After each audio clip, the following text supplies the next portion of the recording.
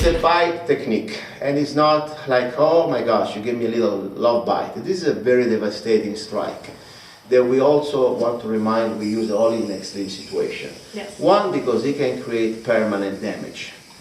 After you give somebody a bite, you can probably rip part of his skin, or more important, flesh out, and you have completely surgery to get the person back. Which is very exciting if that's what you need to do. But as I said, this is something when your life is in danger, and you cannot afford to don't do it.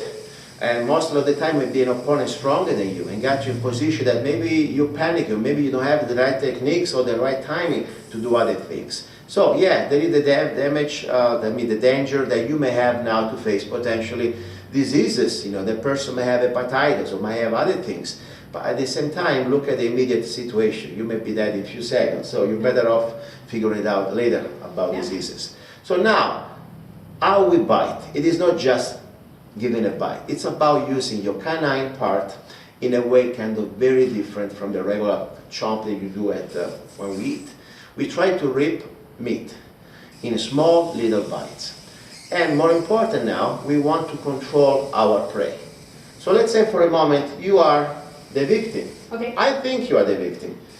I put my hands around your neck. Now immediately you put your hands around my arms. So now I feel like trapped. I say, okay, yes, she can give me a groin kick, she can give me a knee, fine. But look, right now, let's say I was trying to get you in this way. You have my hands. You have, let's say I'm trying to strangle you, okay? You have my forearms. But you see now, she controlled me. Not just to remove the forearm from her neck, that would be the first thing, but now I cannot get out. And now after the first bite, I go in panic mode. Because I say, wow, she's more crazy than I am. I thought I was the bad guy, she's the real me.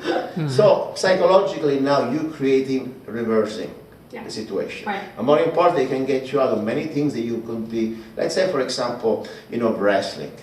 Wrestling, if we done on the stage or on the sport, you cannot do those things and you gotta fight back with techniques.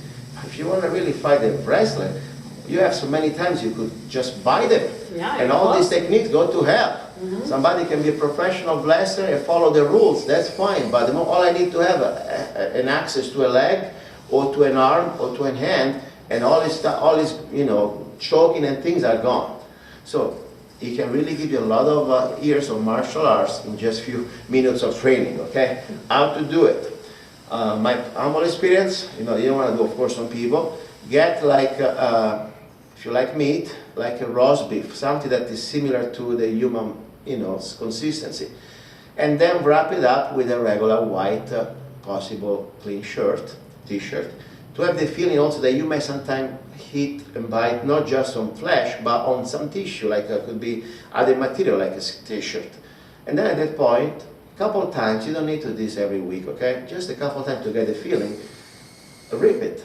Try to really remove chunks of that meat with one bite. Once you have it, like with a headbutt, you try a couple of times, it becomes natural, and you don't need to do it.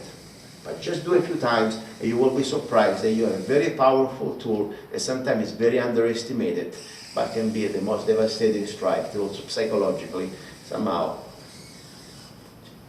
change the rules in that fight. I really like the idea of using that. Yeah, and as I said, though, if you can, we will have many strikes we can learn that you don't need to open yourself to diseases and to create permanent damage. But somebody try to hit you in a deadly way, anything goes. There should be no problem to do eye gouge or bite, okay? Yeah. Thank you, Rachel. I appreciate for your help, okay? Thank you.